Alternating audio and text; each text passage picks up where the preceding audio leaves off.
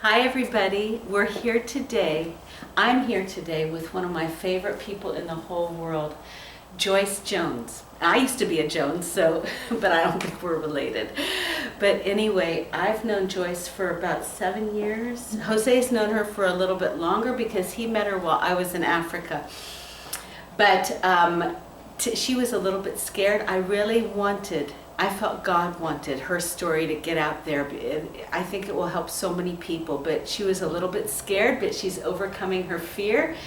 And I just give it over to Joyce. She has a wonderful story that just sit back and listen. And I'll say goodbye later. Okay. I was a little bit nervous about coming on this camera, but because I appreciate Mary and her ministry, I felt like I wanted to do this. I felt like the Lord was leading me to do this. I was born during the time of the Depression, and I remember the hard times that my mother went through. One of the reasons she had such a hard time is that my father had spinal meningitis when he was a teenager. Wow. And he was completely deaf, so that the income really fell on my mother. And during the time of that Depression, I remember my father would go in and clean the parks, and they would give him script that we could only use for groceries. And he did work for a company, and every time they had a layoff, he would be the first to go because of the communication problem. So I saw her struggling through all those years, and I think I'll never forget it. But during that time, my grandmother came to live with us after her husband died, and she was with us for the last 5 years of her life. But she was a godly woman, and I remember distinctly feeling like I wanted to be like her. I wanted what she had. And even though she was only 64 years old when she came to live with us, she had had 12 children. 3 of those died, and she raised 9 children.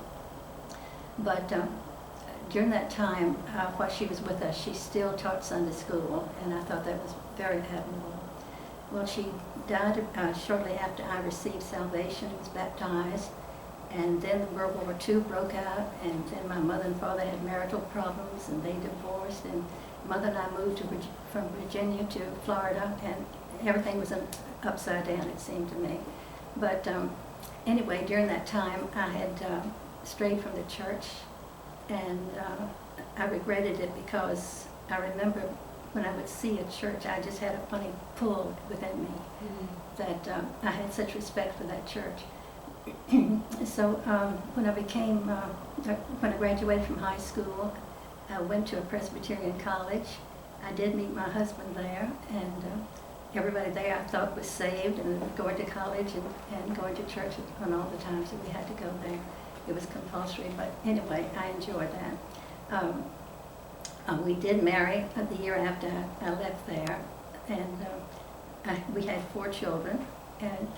And looking back on this, I've had a simple life, but I can just see God's hand in so much of the events that happened in our life. I remember with my firstborn son, when he was about 12, he was hit by a car, and even through all that, he was only bruised, nothing else was wrong.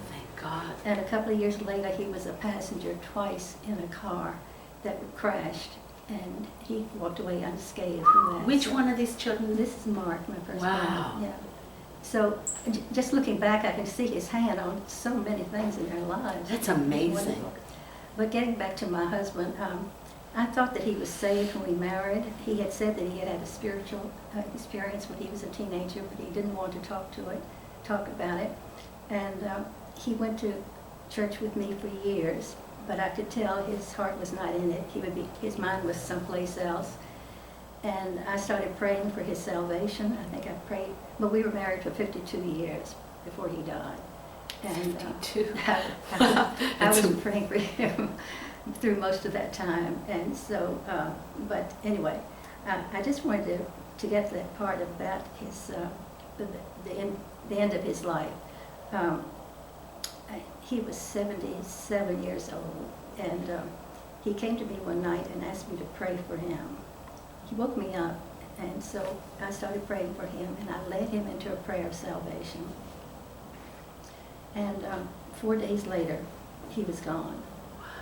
he had a heart problem and he was gone. That first day that he died, our emotions were just all over the place. And so, and it wasn't until the next morning when I was praying that I wondered about his salvation, if it had been complete, if he had been accepted. And God gave me a vision. And as I was praying, I thought, oh my gosh, did he make it? And then I started picturing him in hell. And God sent a steel door. It must have been this, in this vision, it must have been this thick.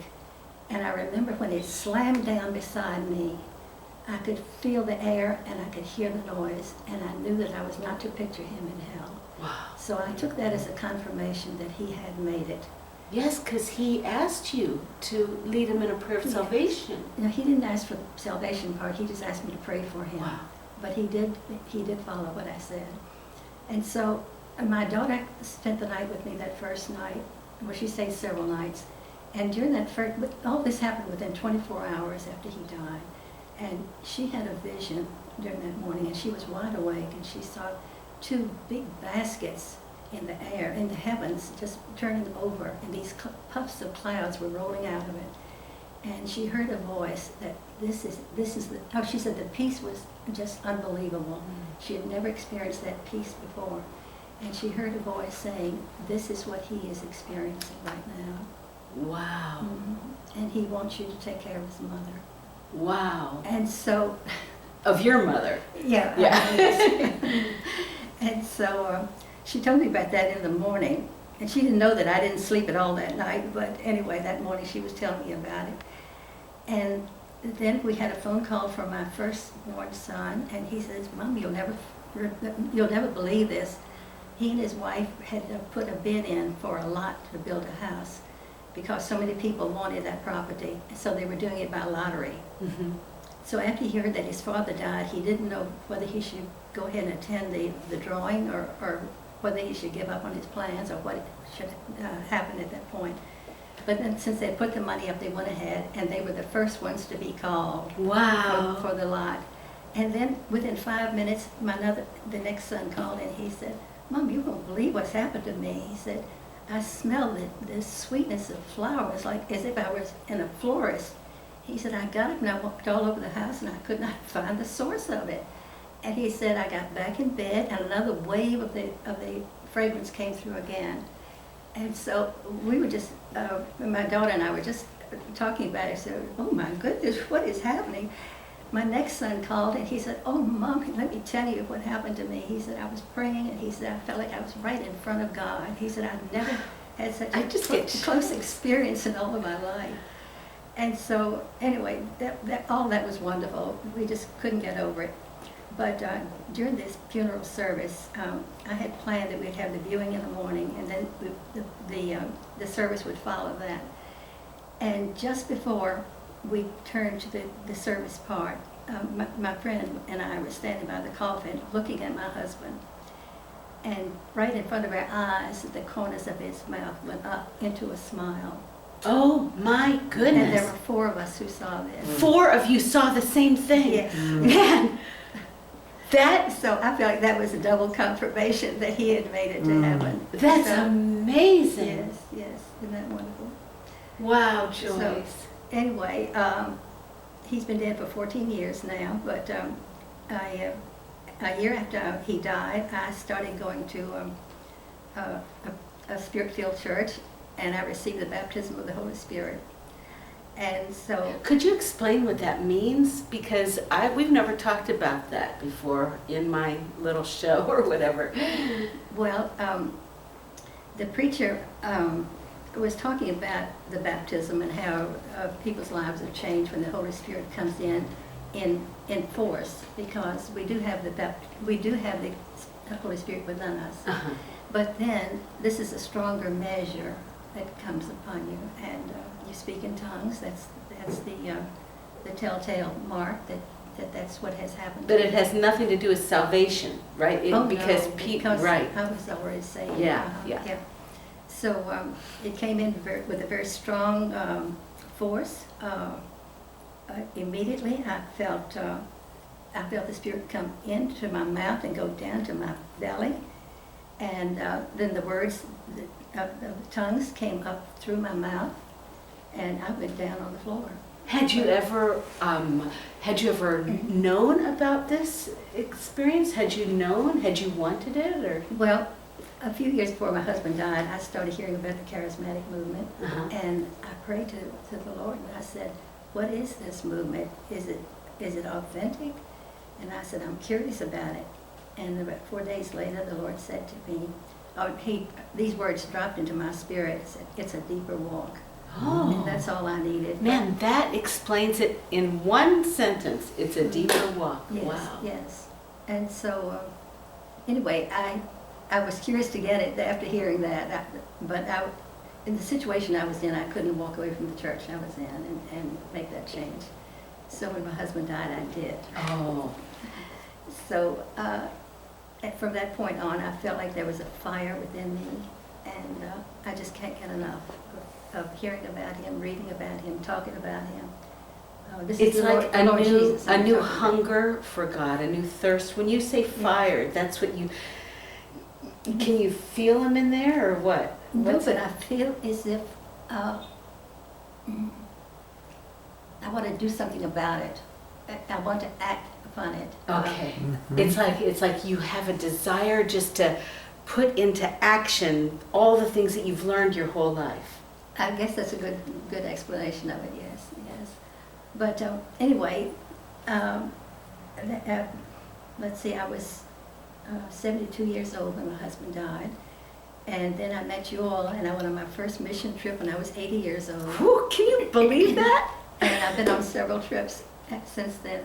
The mission Can you trip. tell how old you are now? Yes, I'm 86 years old. Wow, but she doesn't look a day past, what, 70? No. I'll take that.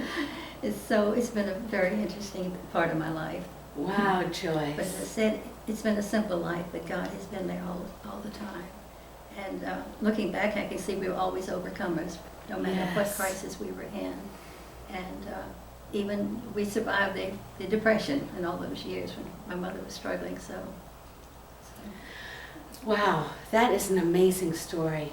Thank you so much for sharing it. And look, you see, it wasn't hard. It was right, and you easily overcame your fear, right? Yes, yes. Something else that you added to your you can cross off from your bucket list. Well, thank you, Joyce. I enjoyed it. Bye, guys.